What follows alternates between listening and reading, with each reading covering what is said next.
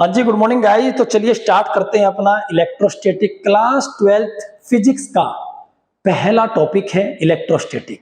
और जो students class 12th के साथ साथ नीट जेई एनडीए की प्रिपरेशन कर रहे हैं उनके लिए लेक्चर बहुत अच्छा होने वाला है, क्योंकि इसमें किस तरीके से क्वेश्चन पुट किया जाता है लास्ट में वो भी आपको बताया जाएगा। तो CBSE, ICSE board, JEE, NEET सबके लिए इसमें बहुत कुछ मिलने वाला है डीप नॉलेज के साथ। सो गाइस, इलेक्ट्रोस्टैटिक का मतलब क्या है? इलेक्ट्रो का मतलब होता है चार्ज और स्टैटिक का मतलब एट रेस्ट, मतलब चार्ज की स्टडी है भाई साहब, जब वो चार्ज किसी में होता है रेस्ट में, इसे कहते हैं इलेक्ट्रोस्टैटिक। तो डेफिनेशन क्या बनी? It is a branch of physics in which we study about charge at rest. अब जिसकी स्टडी करने वाले हैं मतलब चार्ज, उसी के बारे में ना पता हो तो पूरा चैप्टर कैसा जाएगा? तो सबसे पहले चार्ज के बारे में जानना बहुत जरूरी है। चार्ज है क्या? तो चार्ज किसी भी मैटर की एक प्रॉपर्टी है। वो मैटर इलेक्ट्रॉन भी हो सकता है, प्रोटॉन भी हो सकता है, अल्फा पार्टिकल भी हो सकता है। तो चार्ज क्या है? किसी मैटर की एक ऐसी प्रॉपर्टी है जिसकी वजह से अगर उस मैटर को हम इलेक्ट्रिक फील्ड या मैग्नेटिक या इलेक्ट्रोमैग्नेटिक फील्ड में डालते हैं तो वो कुछ न कुछ इफेक्ट शो करता है। चार्ज की वजह से ही करता है। हमने क्या देखा? एक इलेक्ट्रोमैग्नेटिक फील्ड है हमारे पास, हमने उसमें एक मास पार्टिकल को डाल दिया, कोई इफेक्ट शो नहीं करता। लेकिन जैसे एक पार्टिकल को डाला जिसके पास चार्ज था, उसके ऊपर फोर्स लगना स्टार्ट हो जाता है इलेक्ट्रिक फील्ड में डालने के बाद, वो चलना शुरू कर देता है, राइट? तो ये इफेक्ट मैटर तभी शो करता है इलेक्ट्रोमैग्नेटिक फील्ड में डालने के बाद, जब उसके पास एक अनोखी प्रॉपर्टी हो, और इस अनोखी प्रॉपर्टी का नाम है इलेक्ट्रिक चार्ज। इलेक्ट्रिक चार्ज के बारे में बहुत सालों पहले कोई जानता नहीं था, और कहाँ से क्यूरियोसिटी पैदा हुई इसके बारे में जानने की। आपने बचपन में देखा होगा, जब आप किसी स्केल को बालों से रगड़ते हैं तो पेपर पीस के ऊपर करते हैं तो क्या होता है? पेपर पीस को वो अट्रैक्ट करती है अपनी तरफ, आपने देखा होगा। तो ये आश्चर्यचकित करने वाली चीजें थी कि जब कोई टीचर बोर्ड पे किसी चौक से लिखता है तो चौक के कुछ पार्टिकल बोर्ड पर स्टक हो जाते हैं। क्यों हो रहे हैं भाई डस्ट पार्टिकल है, चौक के पार्टिकल, उनके पास मास है, बोर्ड के पास भी मास है, और दो मास बॉडी एक दूसरे पे ग्रेविटेशनल फोर्स लगाते हैं, इसलिए हो गया होगा, ऐसा दिमाग में आया। लेकिन अगर इसके पीछे ग्रेविटेशनल फोर्स होता तो अर्थ नीचे है, बोर्ड ऊपर है, अर्थ नीचे है, तो अर्थ ज्यादा फोर्स लगाएगी क्योंकि अर्थ का मास ज्यादा है। तो जो चौक का पार्टिकल है उसको अर्थ की तरफ गिरना चाहिए था, लेकिन गिर नहीं रहा। तो इसका मतलब चौक के पार्टिकल का बोर्ड से चिपकना ग्रेविटेशनल फोर्स इसका कारण नहीं है, इसके पीछे कारण कुछ न कुछ और है। तो उस कारण के बारे में जब सोचा गया तो पता चला कि भाई एक नई प्रॉपर्टी डेवलप हो जाती है जब दो चीजों को आपस में रगड़ा जाता है। रगड़ने से पहले कुछ नहीं होता, लेकिन जैसे दो चीजों को आपस में रब करते हैं तो दोनों के पास एक प्रॉपर्टी डेवलप हो जाती है, और उसी प्रॉपर्टी की वजह से वो दोनों ऑब्जेक्ट जिनको आपस में रब किया था, जब उनको पास पास रखते तो वो एक दूसरे को अट्रैक्ट करना स्टार्ट कर देते हैं। इसी प्रॉपर्टी का नाम रखा गया चार्ज। आंखों से दिखाई नहीं देता, कैसे कलर का है कुछ पता नहीं चलता, लेकिन किसी बॉडी पे है या नहीं है कैसे पता चलेगा? दोनों को आपस में रगड़ के देखो, अगर वो अट्रैक्ट हो रहे हैं, एक दूसरे को अट्रैक्ट कर रहे हैं, तो इसका मतलब दोनों पे ही चार्ज डेवलप हो गया। तो इलेक्ट्रिक चार्ज के बारे में आप ये कह सकते हैं कि किसी मैटर की एक ऐसी प्रॉपर्टी है, जब इस मैटर को इलेक्ट्रिक फील्ड या इलेक्ट्रोमैग्नेटिक फील्ड में रखते हैं तो वो कुछ ना कुछ इफेक्ट शो करता है, इसे इलेक्ट्रिक चार्ज कहते हैं। इलेक्ट्रिक चार्ज को हम किससे रिप्रेजेंट करते हैं? क्यू से। किससे रिप्रेजेंट करते हैं? क्यू। ठीक है, अब चलिए चार्ज के बारे में पता चल गया, रिप्रेजेंट क्यू से करते हैं। अब ये कितना चार्ज है इसको मेजर करने के लिए हम एक यूनिट, क्योंकि किसी भी क्वांटिटी को मेजर करने का हम एक स्टैंडर्ड यूज करते हैं, और उसी स्टैंडर्ड को हम उसकी यूनिट कहते हैं। तो चार्ज को मेजर करने के लिए भी हमने इसकी यूनिट बनाई। यूनिट क्या है इसकी भाई साहब की? कूलम। इसको कैपिटल सी से आप रिप्रेजेंट करेंगे, क्योंकि साइंटिस्ट कूलम ने बहुत वर्क किया इलेक्ट्रिक चार्ज के ऊपर, तो उन्हीं के नाम से इसकी यूनिट बनाई गई है। तो चार्ज क्या है? फिजिकल प्रॉपर्टी है भाई किसी मैटर की, राइट, जिसकी वजह से वो इलेक्ट्रोमैग्नेटिक फील्ड में इफेक्ट शो करता है। दूसरी चीज इसकी यूनिट, इसको रिप्रेजेंट क्यू से करते हैं, इसकी यूनिट क्या है? कूलम है। ओके, अब ये कितने तरीके का होता है, ये कैसे पता लगा? कि भाई दो तरीके का आपने 10th क्लास में पढ़ा है, दो तरीके का है। देखिए क्या होता है जब दो ऑब्जेक्ट को हम आपस में रब करते हैं, यहां से कंसेप्ट क्लियर कीजिए अपना। दो ऑब्जेक्ट है, दोनों पे चार्ज नहीं था, हमने पेपर पीस के ऊपर इसे रखा, ये भी अट्रैक्ट नहीं करता, ये वाला भी अट्रैक्ट नहीं करता, लेकिन जैसे दोनों को आपस में रब किया तो रब करने के बाद ये भी पेपर पीस को अट्रैक्ट करता है और ये भी पेपर पीस को अट्रैक्ट करता है। कमाल की बात ये रही जब पेपर पीस की काउंटिंग की गई, ओहो 1 2 3 10, इसके पास भी कितना 10, तो दोनों के पास इक्वल क्वांटिटी में पेपर पीस मिले ऑलमोस्ट। तो इससे एक चीज पता चली कि जब दोनों को आपस में रगड़ा जाता है तो दोनों पे चार्ज इक्वल क्वांटिटी में डेवलप हो रहा है, ये बात पता चल गई। और ये इसके पीछे बेंजामिन फ्रैंकलिन ने बहुत बड़ा कार्य किया। तो बेंजामिन फ्रैंकलिन ने बोला कि देखो भाई जब दो चीजों को आपस में रगड़ते हैं दोनों पे इक्वल चार्ज डेवलप हो रहा है, क्योंकि ये भी 10 की ताकत है इसके पास भी और इसके पास भी कितने की ताकत है, 10 की ताकत है, दोनों 10-10 पीस ऑफ पेपर उठा रहे हैं। तो उन्होंने कहा ठीक है। अब बेंजामिन ने कहा कि चलो बताओ, ये भी देखो दोनों को रगड़ा, 10 इसने उठाया 10 इसने उठाया, दोनों को आपस में मिलाया। अब मिलाने के बाद कितना उठाएंगे दोनों मिलके, यस कितना 20।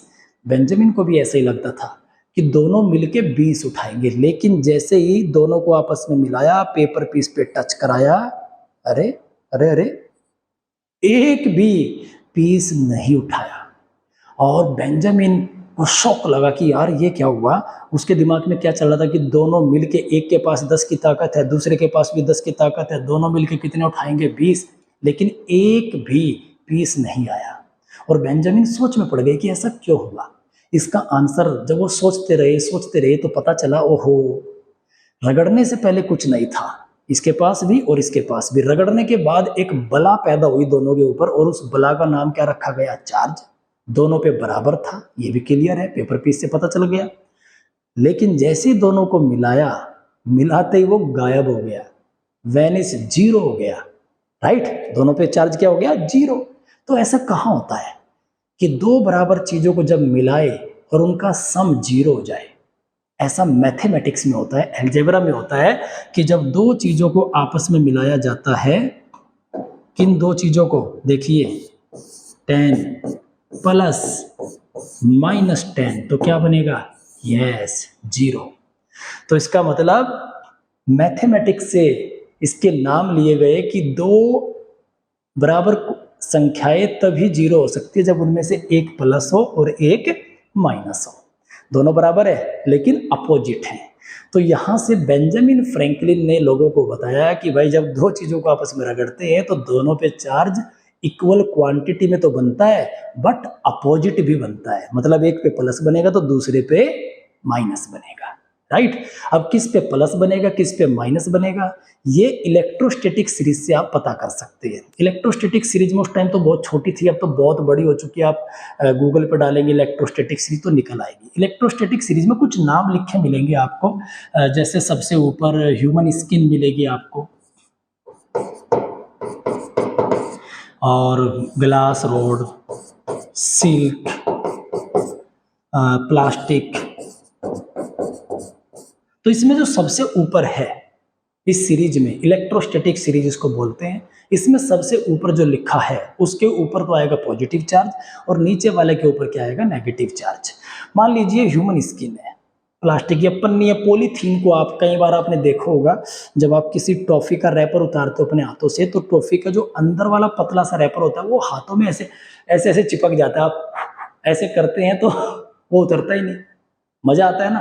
तो उसमें क्या हुआ, जब आपने उसको रब किया टॉफी के रैपर को, तो आपके हाथों पे चार्ज डेवलप हो गया। कैसा, पॉजिटिव। और रैपर पे कैसा चार्ज, क्योंकि रैपर इस श्रेणी में नीचे आता है, प्लास्टिक पॉलीथीन, और नीचे उस पर कैसा चार्ज आ गया, नेगेटिव।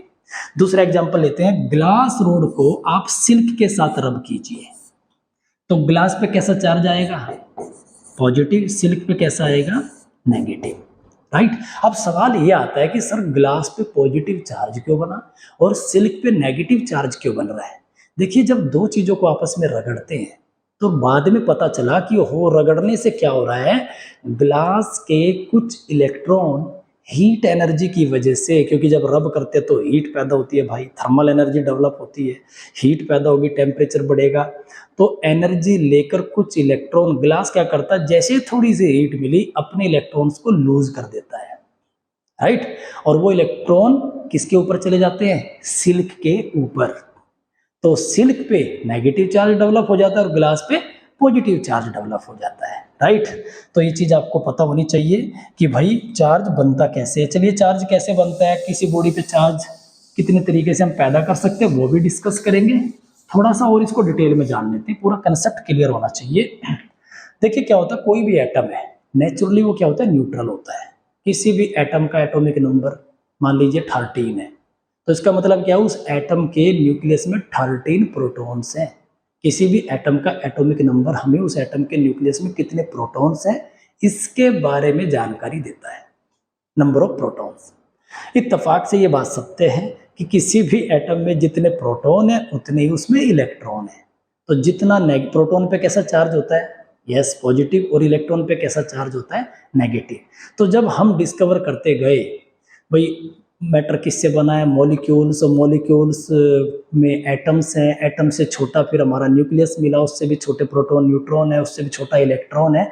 तो इस पूरी नेचर के अंदर अब तक फ्रीडम में, मुक्त अवस्था में, फ्री फॉर्म में एक पार्टिकल ऐसा मिला हमें जिसका नाम है इलेक्ट्रॉन, सबसे छोटा पार्टिकल इलेक्ट्रॉन। और इसके ऊपर इसके पास दो चीजें हैं भाई साहब, एक तो है इसके पास मास और एक है इसके पास चार्ज। अब मास वाली प्रॉपर्टी से ये किसी भी दूसरे पार्टिकल पे ग्रेविटेशनल फोर्स अप्लाई कर सकता है, और चार्ज वाली प्रॉपर्टी से ये क्या करता है, दूसरी चार्ज बॉडी पे क्या कर सकता है, इलेक्ट्रोस्टैटिक फोर्स अप्लाई कर सकता है। तो चार्ज वाली प्रॉपर्टी से इलेक्ट्रिक फोर्स लगाता है भाई साहब, मास वाली प्रॉपर्टी से ग्रेविटेशनल फोर्स अप्लाई कर सकता है, ठीक है।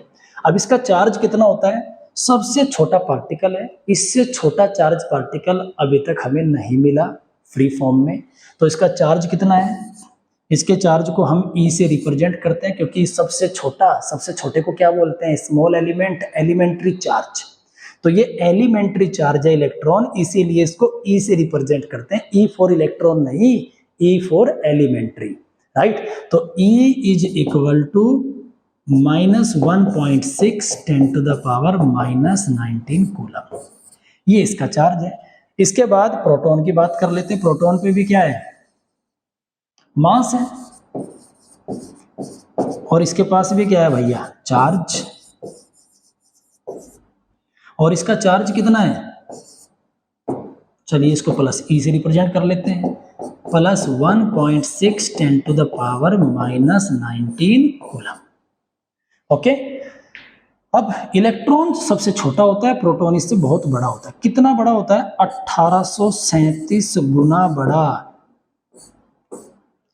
1837 टाइम्स बड़ा होता है मास में। प्रोटॉन का मास इतने टाइम्स इलेक्ट्रॉन से ज्यादा होता है। दोनों का चार्ज बराबर है, ये अच्छी बात है कि दोनों का चार्ज बराबर है। अब किसी भी एटम में दोनों की संख्या बराबर होती है, इसलिए वो एटम जितना उसके अंदर नेगेटिव चार्ज, भाई साहब के अंदर उतना ही पॉजिटिव चार्ज होता है, तो इसलिए वो क्या होता है, न्यूट्रल होता है। अब न्यूट्रल है तो मेरे पास दो एटम है, एक एटम ये है और एक एटम ये है। इसके अंदर कितने चार्ज हैं, इलेक्ट्रॉन 4 5 6 7 8, आउटर मोस्ट ऑर्बिट में 6 मान लेते हैं, 3 4 5 6, इसके अंदर भी 8 है। क्या देखिए ये भी क्या है, न्यूट्रल है, क्योंकि इसके न्यूक्लियस में जितने प्रोटॉन है उतने बाहर इलेक्ट्रॉन है। दोनों क्या है, न्यूट्रल है, जितना पॉजिटिव उतना नेगेटिव। अगर मैं इसको हीट दे दूं, एक्साइट कर दूं, या कैसे भी करके इसका एक इलेक्ट्रॉन इधर ट्रांसफर कर देता हूं, तो इस एटम पर एक इलेक्ट्रॉन एक्स्ट्रा आने की वजह से इसके पास नेगेटिव चार्ज डेवलप हो जाता है, और इसका एक इलेक्ट्रॉन लूज हो गया, या ये कह सकते हैं इसके ऊपर इलेक्ट्रॉन की डिफिशियंसी हो गई। तो जब किसी एटम पर इलेक्ट्रॉन की डिफिशियंसी होती है, कमी होती है, तो उस पर प्रोटॉन्स की काउंटिंग ज़्यादा हो जाती है, क्योंकि वो जितनी थी प्रोटॉन तो उतने रहेंगे, वो ज़्यादा मतलब ऐसे नहीं कि एक्स्ट्रा हो जाएंगे। पहले 8 थे, अब इलेक्ट्रॉन भी कितने थे, 8, इलेक्ट्रॉन एक चला गया तो इलेक्ट्रॉन रह गए 7, प्रोटॉन अभी भी 8 ही हैं। तो प्रोटॉन्स ज्यादा हो गए इलेक्ट्रॉनों से, तो इसके ऊपर क्या आ जाएगी, पॉजिटिव चार्ज। इस पे पॉजिटिव चार्ज डेवलप हो जाएगा, इस पे क्या हो जाएगा, नेगेटिव चार्ज डेवलप हो जाएगा। तो ये 10th क्लास में भी आपने पढ़ा होगा। लेकिन एक अच्छी चीज इसमें कंसेप्ट क्या है, देखिए ये एटम ए है, ये एटम बी है। मेरा सवाल आपसे ये है कि इनमें से कौन से एटम का मास घटा और कौन से एटम का मास बढ़ा, किसका इंक्रीज हुआ और किसका डिक्रीज हुआ।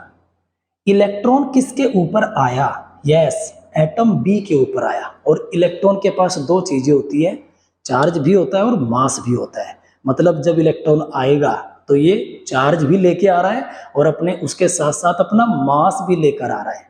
तो एटम बी का मास क्या हो जाएगा, इंक्रीज, और एटम ए का मास क्या हो जाएगा, डिक्रीज, क्योंकि इसके ऊपर से एक इलेक्ट्रॉन चला गया, मास चला गया, मास जाते जाते अपने साथ चार्ज भी ले गया, राइट, क्योंकि दोनों चीजें थी उसके साथ।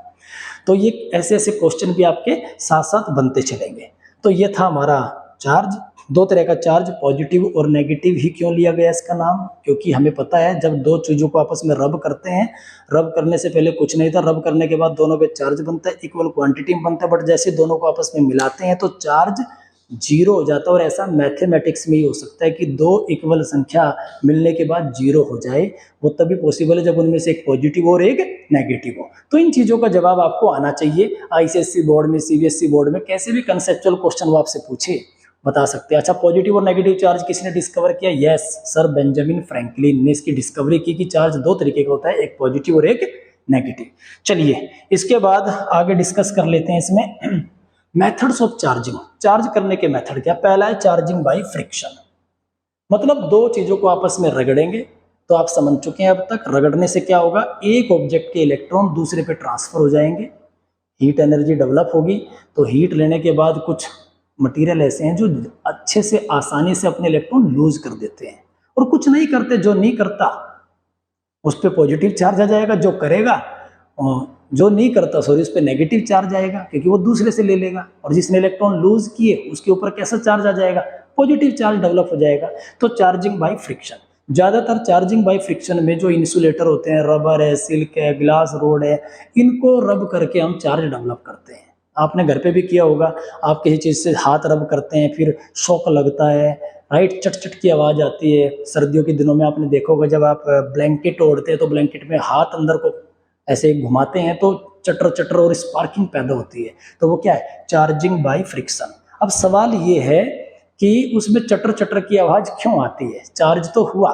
देखिए क्या होता है, बेंजामिन फ्रैंकलिन ने क्या देखा, जब दो चीजों को आपस में रब करते हैं ना, रब किया, दोनों पे चार्ज बना। जैसे दोनों को पास लेकर आते हैं, पास लेकर आने से अभी टच नहीं किया, तो पास पास रखने से क्या हुआ, एकदम से चट की आवाज आई और स्पार्क पैदा हुई। ये देखा बेंजामिन फ्रैंकलिन ने, भाई चट की आवाज आ रही है, स्पार्क पैदा हो रही है, तो इसका मतलब अरे ये क्या हुआ। फिर पेपर पीस नहीं उठा रहा, ये भी नहीं उठा रहा, ये क्या हुआ। दोबारा से करते हैं, दोनों को रब किया, दोनों पे चार्ज आया, दोनों को पास पास लाके रखा, चट की आवाज आई, स्पार्क पैदा हुई। अब ये पेपर पीस को ये भी नहीं उठाता, ये भी नहीं उठाता, क्यों नहीं उठा रहा, क्योंकि दोनों पे ऊपर चार्ज खत्म हो चुका है। तो इस फिनोमिना का नाम रखा गया डिस्चार्जिंग। जब दो ऑब्जेक्ट को रब करते हैं तो चार्ज होता है, और जब उनको पास लाके रखते हो एक स्पार्क पैदा होती है दोनों के बीच में और चट की आवाज आती है, इसे कहते हैं डिस्चार्जिंग। और बेंजामिन फ्रैंकलिन के दिमाग में आया कि क्यों ना यही स्पार्क और जो चट की आवाज आती है, ये आसमान में जो बिजली कड़कती है उसके पीछे भी होना हो यही कारण होगा। तो उसने काइट एक्सपेरिमेंट किया, बहुत पॉपुलर एक्सपेरिमेंट है, तो आप बुक्स में पढ़ेंगे बेंजामिन का काइट एक्सपेरिमेंट। उसने क्या किया, एक पतंग ली और उस काइट को ऊपर बादलों में भेजा, ये चेक करने के लिए कि वहाँ पे चार्ज है कि नहीं है। लेकिन उससे पहले वो क्या कर चुके थे, बड़ा इंसिडेंट उसके साथ हुआ बेचारे के, और बहुत अच्छी डिस्कवरी उसने की। उसने क्या किया, ये चीज़ समझ में आ गई थी कि भाई आपस में चीज़ों को रब करते तो उन पे चार्ज बनता। तो उसने क्या किया, एक प्लास्टिक की पंखुड़ी वाला पंखा लिया और उसको अच्छे से रब किया, और उसमें एक मेटल की प्लेट लगा के पतली सी और ऐसे चोंच बनाई, राइट। और चोंच बना के जब उसको टच किया तो उसको शॉक लगा, तो दो चीजें उसने देखी कि एक तो अगर हम टच करते तो शॉक लगता है, और दूसरा जब दूसरी बॉडी को, चार्ज बॉडी को आपस में से पास पास रखते तो मिलाने से पहले ही चट की आवाज आती है और स्पार्क पैदा होती है। ये दो चीजें उसने डिस्कस की कि भाई जब शॉक लगता है और फिर वो पेपर पीस के ऊपर रखते हैं, नो चार्ज, चट की आवाज आती है, नो चार्ज। इसका मतलब जब किसी चार्ज बॉडी को आप टच करते हैं तो शॉक लगता है, ये चीज पता लग गई, और वो बॉडी साथ के साथ डिस्चार्ज भी हो जाती है। और जब दो चार्ज बॉडियों को आपस में पास पास रखते हैं, चट की आवाज आएगी, स्पार्क पैदा होगी, तो भी वो क्या हो जाती है, डिस्चार्ज। तो इस फिनोमिना को डिस्चार्ज बोला। तो उसके दिमाग में क्या कि हो ना हो बादल जब आपस में रगड़ खाते होंगे तो चार्ज बनता होगा, और जब दोबारा से वापस में आसपास आते होंगे तो वो डिस्चार्ज हो जाते होंगे। तो ये पता करने के लिए कि ऊपर भी ये चार्ज ही है क्या, उसने काइट एक्सपेरिमेंट किया और पतंग को बांधा, बादलों में भेजा, कोई फर्क नहीं पड़ा। फिर कुछ करते रहे वो एक्सपेरिमेंट। उसने क्या किया, अच्छा ये जो काइट है ये चार्ज हो सकता है ना ले रही हो, तो उसने काइट के अंदर क्या किया कि घर के जो ताले की चाबी होती है ना, की, उसको बांध दिया और उड़ाया, लेकिन अब भी कोई शॉक नहीं लगा। धागे को टच किया, राइट, आप सब समझ चुके हैं कि भाई कैसे शॉक लग सकता है, धागा तो इंसुलेटर होता है, बिल्कुल सही।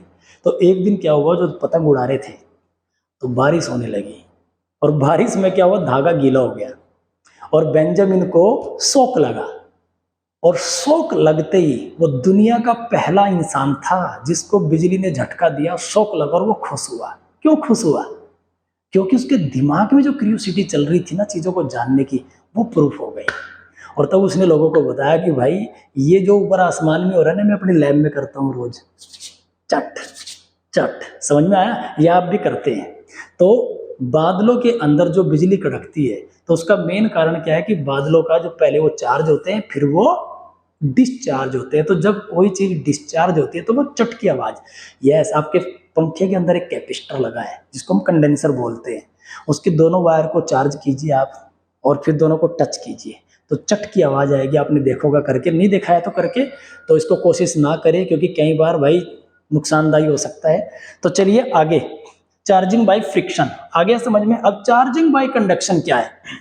चार्जिंग बाय कंडक्शन में हम क्या करते हैं, एक बॉडी है न्यूट्रल और दूसरी बॉडी है चार्ज।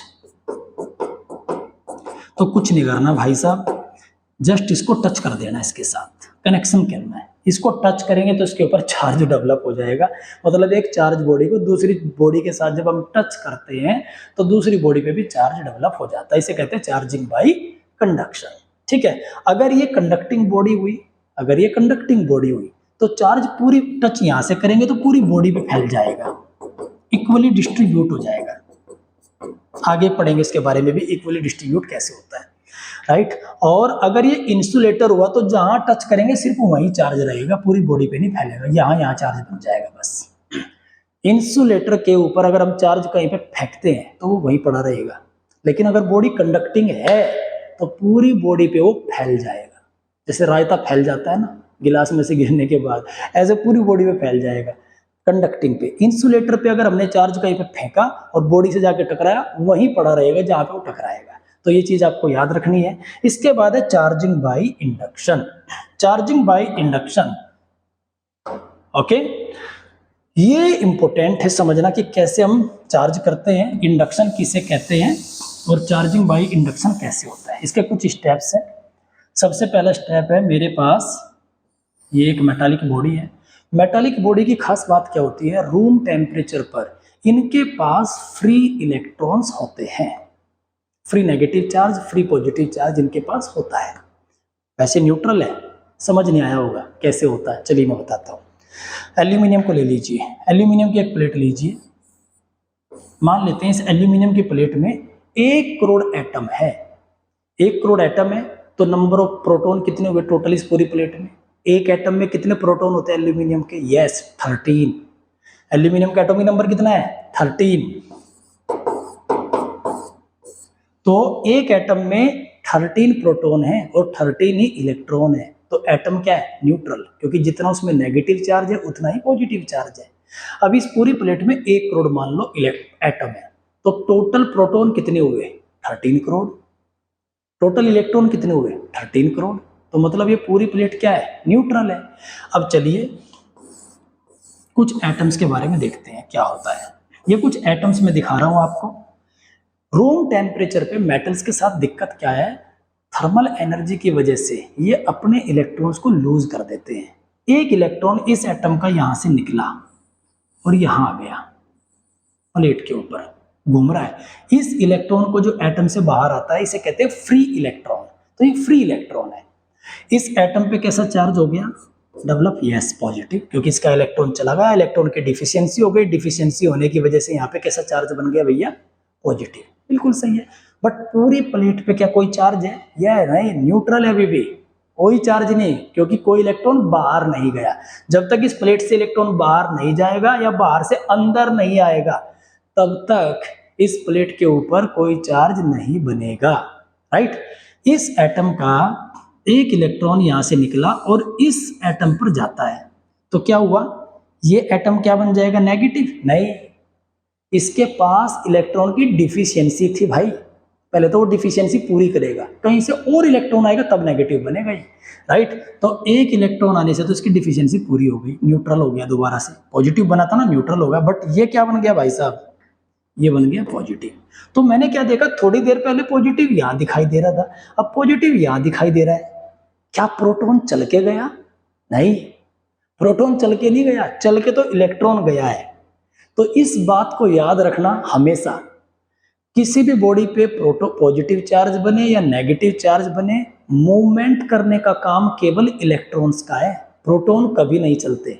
प्रोटॉन चल के नहीं जाते, उनको चलाने के लिए बहुत ज्यादा एनर्जी चाहिएगी। होने को तो कुछ भी हो सकता है फिजिक्स में, लेकिन चार्जिंग के मेथड में क्या होगा, हमेशा याद रखना, इलेक्ट्रॉन चल के जाएंगे। इस एटम का एक इलेक्ट्रॉन यहां से निकला, यहां आ गया, यहां घूम रहा है भाई साहब, इस पे कैसा चार्ज बन गया, पॉजिटिव। इसका इलेक्ट्रॉन यहां से निकल के यहां गया, तो ये क्या बन गया, न्यूट्रल, और इस पे कैसा चार्ज आ गया, ये पॉजिटिव। तो अगर इस चीज को हम देखें तेजी तेजी से, तो फ्री नेगेटिव चार्ज, ये फ्री नेगेटिव चार्ज है, और ये क्या है, फ्री पॉजिटिव चार्ज।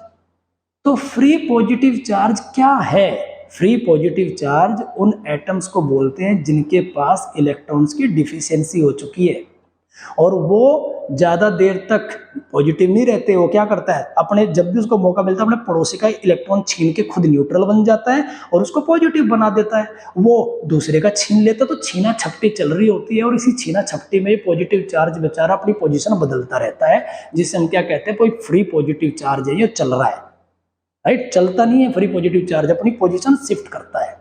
इलेक्ट्रॉन चल रहा होता है सरफेस पे, लेकिन पूरी प्लेट पे क्या है, चार्ज। नेट चार्ज क्या है इसका, नेट चार्ज 0, क्योंकि कोई भी प्रोटॉन या इलेक्ट्रॉन, कुछ भी मान लो, इलेक्ट्रॉन इससे बाहर ना गया, ना कोई इलेक्ट्रॉन इसके पास आया, तो इसलिए ये पूरी बॉडी क्या है, न्यूट्रल है। ठीक है गाइज, तो चार्जिंग बाय इंडक्शन में ये जो फ्री इलेक्ट्रॉन है, free positive charge, free negative charge, इन्हीं का रोल प्ले करता है। इस बॉडी पे फ्री नेगेटिव चार्ज है, घूम रहे हैं, फ्री पॉजिटिव चार्ज भी है भाई, जितना फ्री नेगेटिव चार्ज है उतना ही फ्री पॉजिटिव चार्ज है। ओके, 2 2 4 4, और ये पॉजिटिव नेगेटिव नेगेटिव, यहाँ पे पॉजिटिव, तो जितना फ्री नेगेटिव चार्ज है उतना फ्री पॉजिटिव, और ये चल रहा होता है, इस तरीके से मूव कर रहा होता है। ओके, अब देखिए होगा क्या, जैसे ही दूसरे स्टेप में मैं क्या करता हूं, इस न्यूट्रल बॉडी के पास एक चार्ज बॉडी लाके रख देता हूं, जिसके ऊपर पॉजिटिव चार्ज है। इसको टच नहीं किया मैंने, बस पास लाके रखा।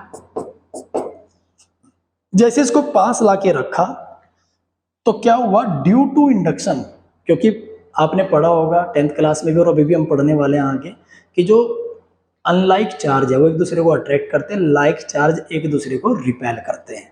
तो ये पॉजिटिव चार्ज किसे अट्रैक्ट करेगा, नेगेटिव चार्ज को, तो ये नेगेटिव चार्ज इधर आ जाएगा, और पॉजिटिव चार्ज रिपेल होके दूसरी ओर पहुंच जाएगा बॉडी के। हाँ, इक्का दुक्का चार्ज बीच में भी होगा, नो डाउट। दूसरा स्टेप ये है, हमने क्या किया, जैसे एक न्यूट्रल बॉडी के पास, लेकिन ये बॉडी कैसी होनी चाहिए, कंडक्टिंग बॉडी होनी चाहिए। कंडक्टिंग न्यूट्रल बॉडी के पास दूसरे चार्ज बॉडी को लाके रखा, तो इस बॉडी का फ्री नेगेटिव चार्ज इधर आ जाता है और फ्री पॉजिटिव चार्ज दूसरी तरफ ट्रांसफर हो जाता है, जिसे कहते हैं पोलराइजेशन। चार्ज को अलग अलग कर दिया हमने बिना टच किए, और जहां टच ना हो इशारों में काम हो जाए, इसी को तो कहते हैं induction, inductor, induction, right. Induction कई जगह वर्ड आएगा। ये इंडक्शन का मतलब है जहां चीजों को टच ना करे और हमारा काम हो जाए। जब आप IITN बनेंगे या डॉक्टर बनेंगे, आपकी ट्रेनिंग होगी, तो आपका सीनियर आपको क्या करेगा, इंडक्ट करेगा, ये करना है, ये करना है, वो करके नहीं दिखाएगा और आपको समझा के चला जाएगा, हो गया इंडक्शन, राइट। अब तीसरे स्टेप में क्या होगा, ये जो फ्री पॉजिटिव चार्ज था और इधर फ्री नेगेटिव चार्ज, ये फ्री पॉजिटिव चार्ज का मतलब क्या, क्या ये प्रोटॉन है? नहीं, ये प्रोटॉन नहीं है, ये वो एटम है जिनके अंदर इलेक्ट्रॉन की डिफिशियंसी है। इस तरफ ये एटम है, ये वो एटम है जिनके पास इलेक्ट्रॉन की डिफिशियंसी है। इनके इलेक्ट्रॉन यहां से निकल के इधर चले गए और किसके साथ बंधे हुए हैं, पॉजिटिव चार्ज बॉडी के साथ बंधे हुए बेचारे। तो इन्हें कहते हैं बाउंड इलेक्ट्रॉन, बाउंड चार्ज है ये बाउंड है, फिक्स है, बंधा हुआ है, ठीक है, बाउंड फ्री चार्ज। और ये क्या है, ये चलने फिरने के लिए आजाद है। अगर इनको मौका मिल जाए ना इधर जाने का तो भाग जाएंगे, क्योंकि रिपेल हो रहे हैं बेचारे, हैं, फ्री टू मूव, ये तो फ्री है भाई, आजाद है, जा सकते हैं। ये बंधे हुए हैं, ये इधर बंधे हुए हैं, ओके। अब मैंने क्या किया, ध्यान से देखिए, इस बॉडी को अर्थिंग दे दी। अर्थिंग देते क्या होगा, यस, क्वेश्चन आया होगा कि सारा का सारा पॉजिटिव चार्ज कहां चला जाएगा, अर्थ में। लेकिन पॉजिटिव चार्ज है क्या, पॉजिटिव चार्ज तो वो एटम्स है जिनके पास इलेक्ट्रॉन की डिफिशियंसी। क्या एटम अर्थ में जाएंगे? नहीं, उल्टा होता है। उल्टा क्या होगा, अर्थ से इलेक्ट्रॉन निकलेंगे और ये इलेक्ट्रॉन कहां आएंगे, उन एटम्स के अंदर आएंगे जिनके इलेक्ट्रॉन छोड़कर जा चुके हैं, और ये पॉजिटिव चार्ज क्या हो जाएगा, उनका खत्म हो, न्यूट्रल हो जाएंगे, उनको सम्मानित कर दिया। ये कह रहे हैं इलेक्ट्रॉन भाई साहब टेंशन ना लो, आपके इलेक्ट्रॉन छोड़ के गए थे ना, हम नीचे से आ रही है, आके बैठ गए। अगले स्टेप में हमने क्या किया, देखिए ध्यान से, अगले स्टेप में इनको तो बांध के रखा, इधर लालच दे के रखा हुआ है बेचारों को, तुम इधर ही रहो भाई, इसके साथ बंधे रहो, और उधर से चुपचाप अर्थिंग हटा दी, उधर से अर्थिंग भी रिमूव कर दी हमने। ये क्वेश्चन आया हुआ है पहले भी कि चार्जिंग बाय इंडक्शन में हम पहले अर्थिंग को रिमूव करेंगे या चार्ज्ड बॉडी को रिमूव करेंगे। तो आंसर क्या है, पहले अर्थिंग को रिमूव करना है, क्योंकि अगर अर्थिंग पहले रिमूव नहीं की, चार्ज बॉडी रिमूव कर दी, तो जो बाउंड चार्ज था ये फ्री हो जाएगा और ये देखेगा अच्छा हमारे एटम्स पे तो कब्जा हो गया भाई, जिनके अंदर से हम निकल के आए थे उनमें तो दुश्मन आके बैठ गए अर्थ से। तो ये क्या करेंगे, या तो नाराज हो गए बेचारे खुद नीचे चले जाएंगे या उनको भगा देंगे, और ये बॉडी फिर से क्या हो जाएगी, न्यूट्रल। पहले भी बेचारी न्यूट्रल ही थी, यहाँ पे क्या थी, न्यूट्रल ही तो थी, और हमें क्या करना है, इसके ऊपर चार्ज डेवलप करना है। तो पहले अर्थिंग को हटाएंगे ताकि ये इलेक्ट्रॉन जब हम इसे हटाए और इन इलेक्ट्रॉन्स को नीचे जाने का रास्ता ना मिले, राइट। और पांचवा स्टेप क्या है, पांचवें स्टेप में हम इस चार्ज बॉडी को भी हटा देंगे, और चार्ज बॉडी को हटाएंगे तो हम क्या देखते हैं, इस पूरी बॉडी पे ये नेगेटिव चार्ज डेवलप हो जाता है। तो क्या बन गई, नेगेटिव चार्ज बॉडी बन गई।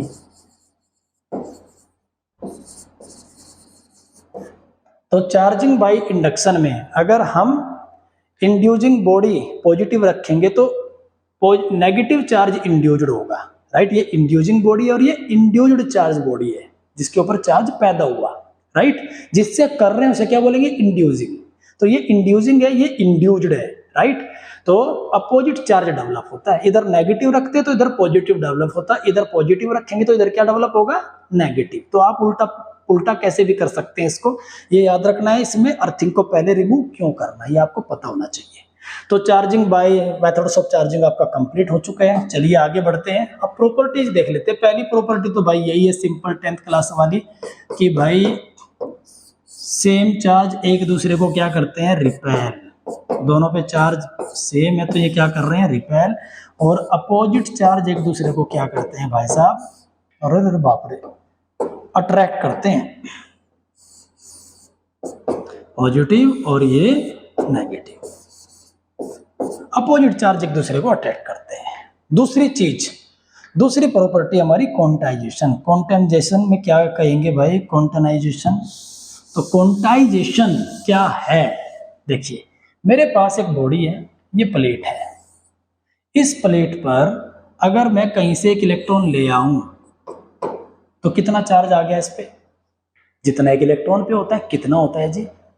1.6 इंटू 10⁻⁻19 कूलम।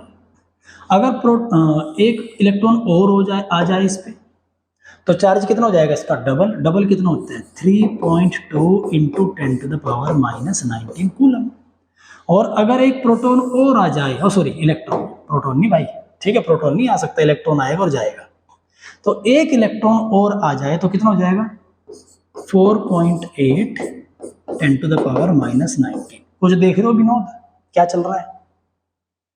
1.6 से सीधा चार्ज कितना हो गया? दूसरा इलेक्ट्रॉन आते 3.2, बीच में है क्या? कुछ नहीं।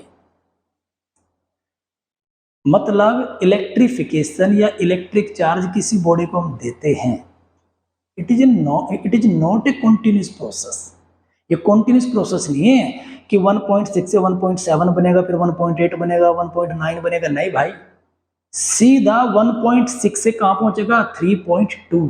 तो ये स्टेप्स में बढ़ता है, जैसे स्टेयर्स होती है ना, स्टेप्स में, सीधा स्टेप्स में बढ़ता है, कॉन्टिन्यूस नहीं है, ऐसे नहीं है, ये वाला सिस्टम नहीं है, स्टेप्स में बढ़ेगा, राइट। ये 1 इलेक्ट्रॉन का लेवल था 1.6, उसके बाद सीधा 3.2, फिर 4.8, फिर 6.4, फिर 8.0, इस तरीके से ये बढ़ता जाएगा स्टेप्स में।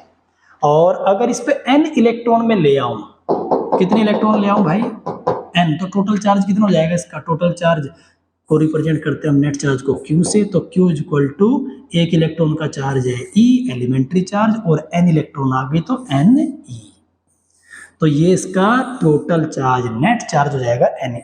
इलेक्ट्रॉन होंगे तो माइनस में होगा और प्रोटॉन होंगे तो प्लस में, तो प्लस माइनस हमारा इस तरीके से फॉर्मूला बनता है। और ये पहला फॉर्मूला इलेक्ट्रोस्टैटिक का, net charge of a body Q is equal to positive negative Ne। और इसकी डेफिनेशन क्या बनेगी? इस प्रॉपर्टी को क्या बोलते हैं? क्वांटाइजेशन।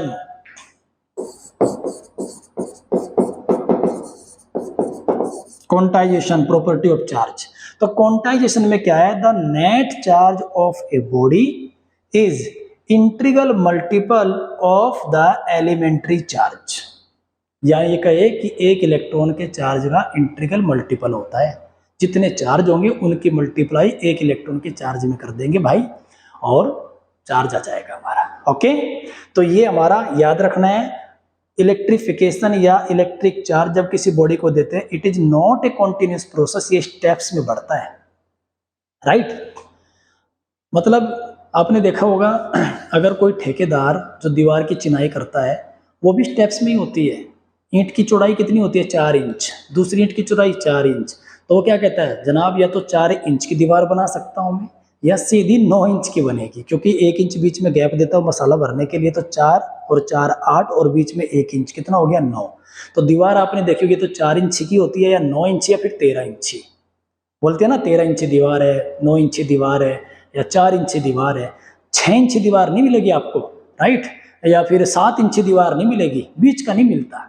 इसी तरीके से चार्ज भाई, अगर तुम्हें चार्ज बनवाना है किसी बॉडी पे, या तो मैं इतना बनाऊंगा, या इतना मिलेगा, या इतना मिलेगा, बीच का नहीं मिलेगा, क्योंकि हम इलेक्ट्रॉन के टुकड़े करके नहीं डाल सकते, उसके टुकड़े नहीं किए जा सकते। या तो इतना होगा या इतना। आई थिंक आप समझ चुके हैं सारी चीजें, मेरी भावनाओं को। चलिए, इसके बाद अगली प्रॉपर्टी है एडिटिविटी। एडिटिविटी प्रॉपर्टी क्या कहती है चार्ज की? एडिटिविटी, तीसरी प्रॉपर्टी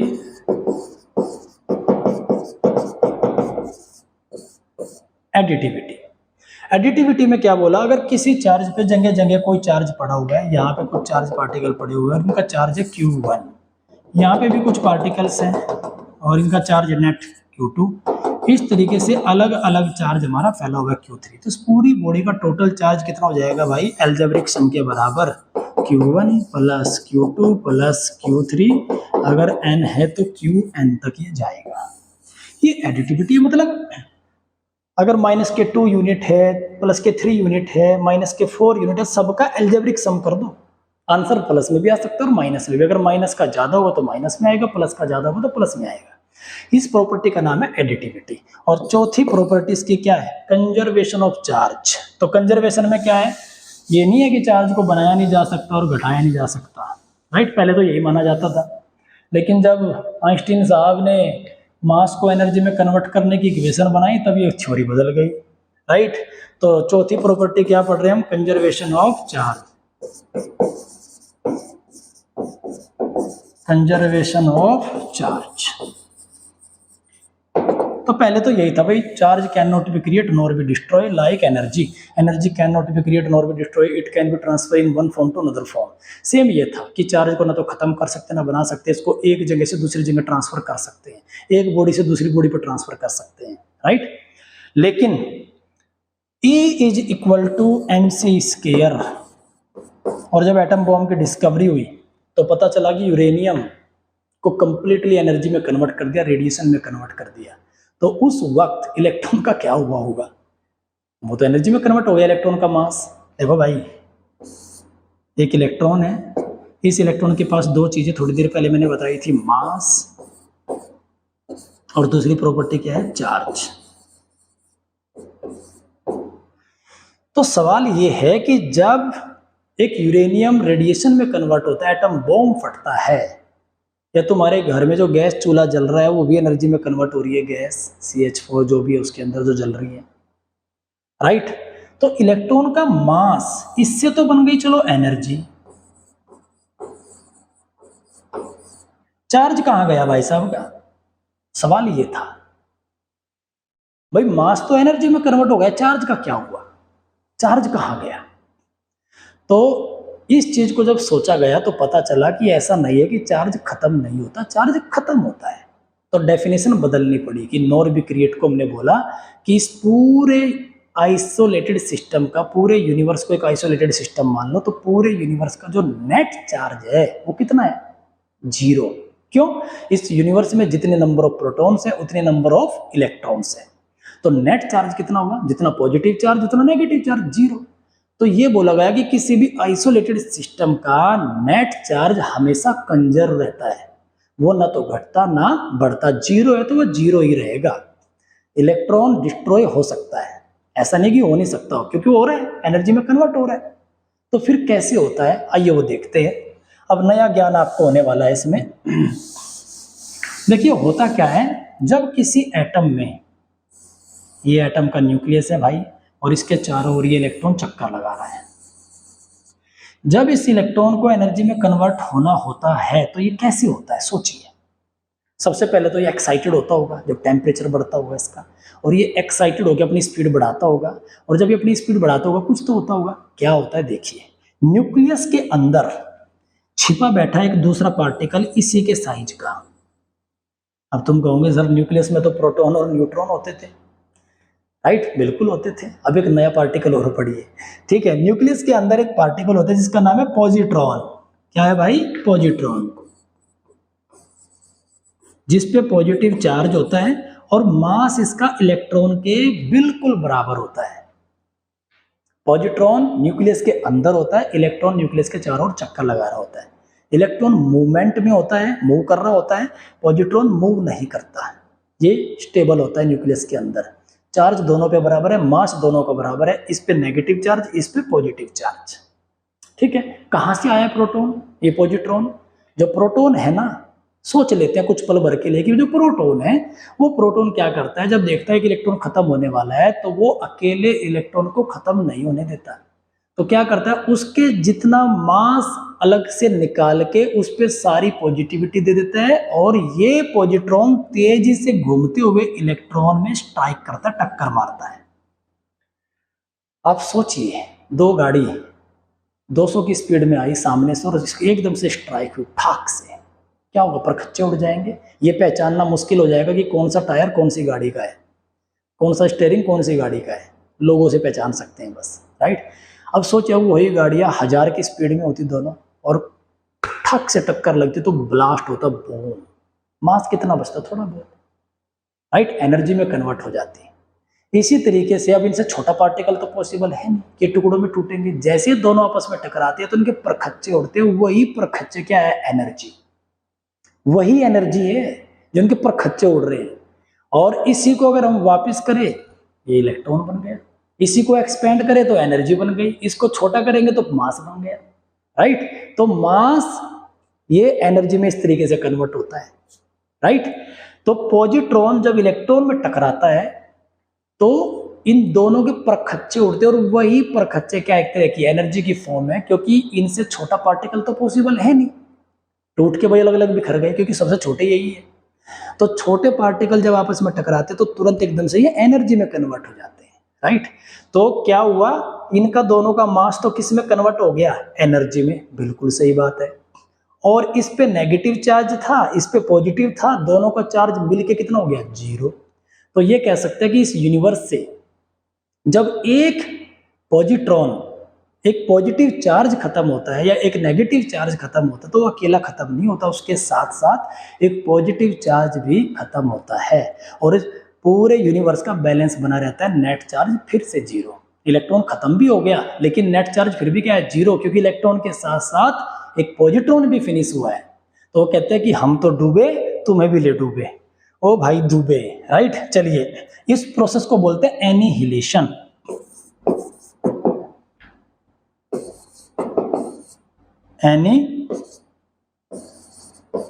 एनिहिलेशन। तो एनिहिलेशन में क्या होता है, एक पॉजिट्रॉन जब एक इलेक्ट्रॉन से टकराता है तो एनर्जी रिलीज होती है, गामा रेडिएशन। भाई साहब, गामा रेडिएशन। ये क्या है, पॉजिट्रॉन, ये क्या है, इलेक्ट्रॉन, ठीक। इस प्रोसेस को बोलते हैं एनिहिलेशन, और कई बार ये एनिहिलेशन के नाम से आ जाता है क्वेश्चन पेपर में, एनिहिलेशन क्या है, राइट। अब आइंस्टीन ने कहा भाई अगर ऐसा हो रहा है तो इसके अपोजिट भी होता होगा, चलिए डिस्कवर करते हैं। और ये सच में डिस्कवर किया गया।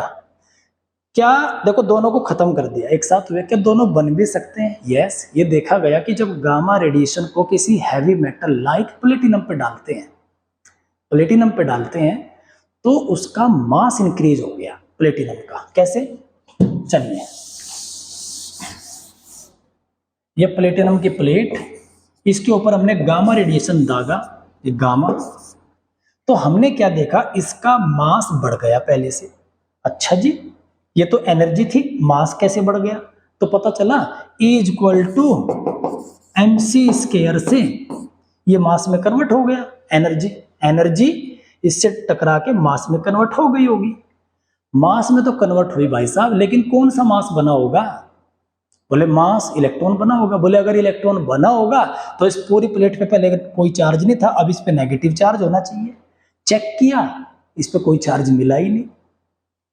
बोले क्या हो रहा है भाई, बोले कुछ नहीं हो रहा है, इलेक्ट्रॉन के साथ साथ एक पॉजिट्रॉन भी बन रहा है साथ में, ये हो रहा है। मतलब इकट्ठे खत्म हुए थे तो पैदा भी इकट्ठे हो रहे हैं, तो दोबारा से फिर क्या हो गया, न्यूट्रल, क्योंकि एक इलेक्ट्रॉन बना, दो गामा रेडिएशन डाला ही, मान लीजिए आप, दो गामा पार्टिकल हमने, दो गामा रेडिएशन हमने इसके ऊपर स्ट्राइक किया, प्लेटिनम के ऊपर, ठीक। तो इस प्लेटिनम के ऊपर जैसे दो गामा पार्टिकल हमने डाले, रेडिएशन सॉरी, तो इसके अंदर एक इलेक्ट्रॉन और एक पॉजिट्रॉन डेवलप हो गए, जिसकी वजह से इसका मास बढ़ गया। बट नेट चार्ज क्या है, 0, क्योंकि इसका नेगेटिव चार्ज, इसका पॉजिटिव चार्ज, दोनों का मिलकर क्या हो गया, 0। इससे कहते हैं पेयर प्रोडक्शन।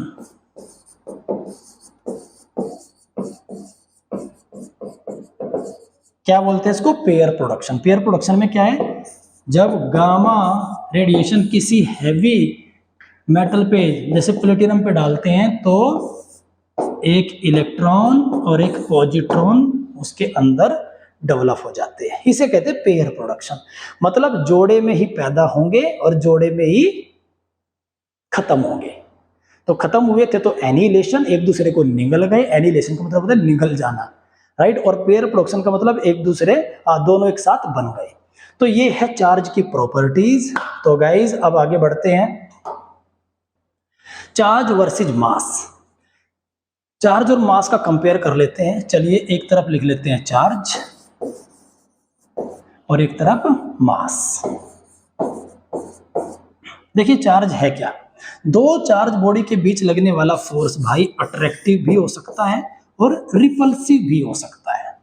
अट्रैक्टिव और रिपल्सिव दोनों हो सकता है।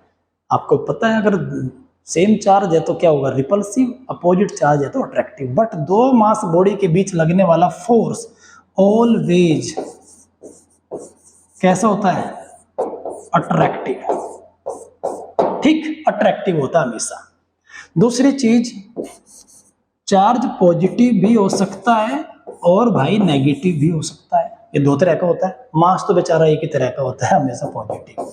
ये दो तरह का नहीं होता है, और मास तो पॉजिटिव होता है, राइट। तीसरी चीज, चार्ज बिना मास के एग्जिस्ट नहीं करता। ये बात याद रखिए। इलेक्ट्रॉन है, ऐसा नहीं है कि चार्ज चार्ज रहे उसका मास खत्म हो जाए, नहीं, मास होगा तो भी तो उसके पास चार्ज है। तो charge can not be exist without mass. Exist without mass, ठीक। Mass can be exist without charge, can be exist without charge, ठीक। चौथी चीज क्या है, जो चार्ज है ना, अगर एक इलेक्ट्रॉन है, इसके ऊपर कितना चार्ज है, 1.6 10⁻⁻19 कूलम। अगर मैं इसकी स्पीड बढ़ा दूं, इसको तेज चलने के लिए बोलूं, तो क्या इसके चार्ज पे कोई फर्क पड़ेगा? नहीं, चार्ज पे कोई फर्क नहीं पड़ता। मतलब वेलोसिटी का चार्ज पे कोई फर्क नहीं पड़ता। चार्ज इंडिपेंडेंट है, किसके ऊपर, वेलोसिटी के ऊपर डिपेंड नहीं है, इंडिपेंडेंट है। तो चार्ज का ये क्या है, इंडिपेंडेंट ऑफ वेलोसिटी। समझ गया, आ गया? वेलोसिटी का चार्ज के ऊपर कोई फर्क नहीं पड़ता, बट मास का फर्क पड़ता है। मास के ऊपर फर्क पड़ता है वेलोसिटी का। अगर किसी पार्टिकल के पास शुरुआत में, यहां बना देता हूं मैं, अगर ये पार्टिकल है, ये रेस्ट में था, एट रेस्ट, इसका मास कितना है बेचारे का, n0। लेकिन अब ये चलने लगा, तेजी से गया, वेलोसिटी में, मोशन में है, और इसकी वेलोसिटी कितनी है इस पॉइंट पर, v है बेचारे की। तो इसका मास कितना होगा यहाँ पर, तो उसे बोलेंगे m is equal to m0 upon में √1 माइनस v² अपॉन c²। ये क्या है, mass in motion during motion, m0 mass in rest, v इसकी स्पीड है, और c क्या है, स्पीड ऑफ लाइट। तो ये आगे फिजिक्स में आपके आने वाला है। फॉर्मूला कहाँ से बना, किस तरीके से बना, आइंस्टीन ने इसके ऊपर काम किया बहुत बड़ा, और उसने प्रूव भी किया। तो आगे इसको पढ़ने वाले तो भी टेंशन नहीं लेने की कहाँ से आ गया, अरे कैसे हो गया भाई, ठीक है। 11th में भी देखने को मिला था, डायमेंशन एनालिसिस उसमें निकालने को था ना, करेक्ट है कि इनकरेक्ट है, फॉर्मूला वहाँ पे भी आया था। सो गाइज, ये फॉर्मूले से आप किसी भी बॉडी का मोशन में मास निकाल सकते हैं। अगर देखिए, इससे एक चीज तो पता लगती है, अगर इसकी वेलोसिटी लाइट की स्पीड के बराबर हो जाए, मतलब c के बराबर हो जाए, तो c यहाँ रखेंगे, c से c कैंसिल, 1 बना, 1 माइनस 1 क्या हो गया, 0, और किसी के भी अपॉन में 0 होती है तो क्या हो गया, इनफाइनाइट। तो मास क्या हो जाएगा, इनफाइनाइट। अगर कोई बॉडी है, मतलब आप लाइट की स्पीड से चलने लगो, तो आपका मास भी भाई इनफाइनाइट हो जाएगा, बहुत ज्यादा मास हो जाएगा, जिससे टकराएंगे तो बहुत बड़ा इंपैक्ट आप पैदा कर सकते हैं, राइट। तो ये है चार्ज वर्सेज मास। अब इसके न्यूमेरिकल देख लेते हैं, चलिए। तो पहला numerical, an object has a charge of positive 32 microcoulomb, ठीक है। How many electrons have been added और रिमूव्ड फ्रॉम इट। एक ऑब्जेक्ट है जिसके ऊपर चार्ज दे दिया भाई साहब ने, पॉजिटिव में है, तो आपका कॉमन सेंस क्या कहता है, अगर चार्ज पॉजिटिव में है तो इसका मतलब उसके ऊपर से इलेक्ट्रॉन को भेजा गया है, इलेक्ट्रॉन वहां से निकाले गए हैं, तभी तो पॉजिटिव बना होगा। तो पहली तो बात एडिड नहीं है भाई, रिमूव्ड है, ये चलेगा, राइट। इलेक्ट्रॉन को रिमूव किया गया, तभी तो उस पर पॉजिटिव चार्ज बना। कितने इलेक्ट्रॉन रिमूव किए, ये कैसे निकलेगा, नेट चार्ज पता है कितना, 32 माइक्रोकूलम। माइक्रो का मतलब क्या होता है बेटा, 32 इंटू 10⁻⁻6, -6 को माइक्रो बोलते हैं, 11th में पढ़ा होगा आपने, ठीक है। और n पूछा है, कितने इलेक्ट्रॉन और E की वैल्यू आपको पता ही है 1.6 10⁻⁻19। तो इसको सोल्व करके आंसर कमेंट बॉक्स में आपने डालना है। फॉर्मूला क्या लगेगा, Q equal to n e. तो n निकालना है भाई साहब, तो n इक्वल टू क्या हो जाएगा, Q अपॉन E। Q की वैल्यू कितनी है, हाँ जी 32 इंटू 1 10⁻⁻6 अपॉन में 1.6 इंटू 10⁻⁻19। तो इसका आंसर आप लोगों ने क्या करना है, कमेंट बॉक्स में सोल्व करके आपने डालना है। ये कैलकुलेशन में आपके भरोसे पे छोड़ रहा हूं, ये कैलकुलेशन करके डाल देना है। चलिए दूसरा न्यूमेरिकल देखते हैं। Calculate the charge on 26Fe56 nucleus. ये आयरन का एक न्यूक्लियस है और प्रोटॉन का चार्ज दिया है, चार्ज पूछा है, न्यूक्लियस का चार्ज पूछा है। सीधी सी, ये इंपॉर्टेंट है क्वेश्चन में, याद रखना। वो देखने की कोशिश करो तो दिख नहीं रहा है। तो न्यूक्लियस पे चार्ज होता है पॉजिटिव, तो पॉजिटिव चार्ज की बात कर रहे हैं, राइट। कितना चार्ज है, अभी बच्चे क्या सोचेंगे, अरे एटम है आयरन का, जितने प्रोटॉन उतने न्यूट्रॉन, जीरो। नहीं, वो न्यूक्लियस का पूछ रहा है, पूरे एटम का नहीं पूछ रहा। अगर पूरे एटम का पूछता नेट चार्ज तो जीरो होता, लेकिन न्यूक्लियस में तो सिर्फ प्रोटॉन है भाई। और कितने प्रोटॉन है, जो यहाँ लिखी है संख्या, एटॉमिक नंबर 26। तो नंबर ऑफ प्रोटॉन कितना हो जाएगा इसका सॉल्यूशन करते हैं। नंबर ऑफ प्रोटॉन कितने हो गए भैया, 26। और क्या पूछा है, न्यूक्लियस का total charge, Q equal to n e. N कितना है, 26। एलिमेंट्री चार्ज की वैल्यू 1.6 10⁻⁻19 कूलम। चलिए आपके भरोसे, ये भी कैलकुलेशन करनी है और चैट बॉक्स में, कमेंट बॉक्स में आपने आंसर डालना है। चलिए आगे बढ़ते हैं गाइज। अगला क्वेश्चन है हमारा, determine the total charge on 75 kilogram of electron. 75 kilogram electrons में कितना चार्ज होगा। अटपटा सा क्वेश्चन है। अच्छा जी, कुछ नहीं अटपटा है। देखिए, net charge determine the total charge. Total charge का फॉर्मूला क्या होता है, Q equal to n e. Okay, Q पूछ रहा है, E मुझे पता है, N नहीं पता। अब बस मेरा काम क्या है, ये पता लगाना कि 75 किलोग्राम में कितने इलेक्ट्रॉन होंगे। कितने इलेक्ट्रॉन, जैसे 1 किलोग्राम चीनी में कितने दाने चीनी के चढ़ते होंगे, कैसे पता लगेगा। टोटल मास बटे में एक दाने का मास हो गया, सेम। टोटल मास कितना है, तो नंबर ऑफ इलेक्ट्रॉन्स कैसे निकलेगा, टोटल मास 75 किलोग्राम बटे में एक इलेक्ट्रॉन का मास कितना होता है, 9.1 इंटू 10⁻⁻31। तो ये नंबर ऑफ इलेक्ट्रॉन आएगा बेटा यहां से निकल के। अब नंबर ऑफ इलेक्ट्रॉन इतना आ गया, एन की वैल्यू आ गई, टोटल चार्ज पूछा है, तो Q is equal to n e. N की वैल्यू ये है, ये एन है पूरा कंप्लीट। तो 75 अपॉन 9.1 10⁻⁻31 इंटू 1.6 इंटू 10⁻⁻19 कूलम। इसकी कैलकुलेशन किसे करनी है, यस आपको करनी है। रगड़ के कैलकुलेशन करेंगे ना भाई साहब, तभी तो मजा आएगा, तभी तो कॉम्पिटिटिव एग्जाम फेस कर पाएंगे आप। तो इसकी कैलकुलेशन आपने करनी है और चैट बॉक्स में आंसर इसका भी डाल देना है। चलिए अगला कंसेप्ट देखते हैं क्या लगेगा। How much positive and negative charge is there in a cup of water. ओ बाप रे, इसमें कुछ नहीं दिया, बस ये बोल दिया कप ऑफ वाटर। एक पानी के कप में कितना negative, how much negative and positive दोनों पूछ लिया। पॉजिटिव और नेगेटिव बताओ टोटल भाई, कैसे बताए। चलिए विजुलाइज कीजिए क्या पूछ रहा है। एक कप है भाई पानी का, इसमें पानी भरा हुआ है ऊपर तक,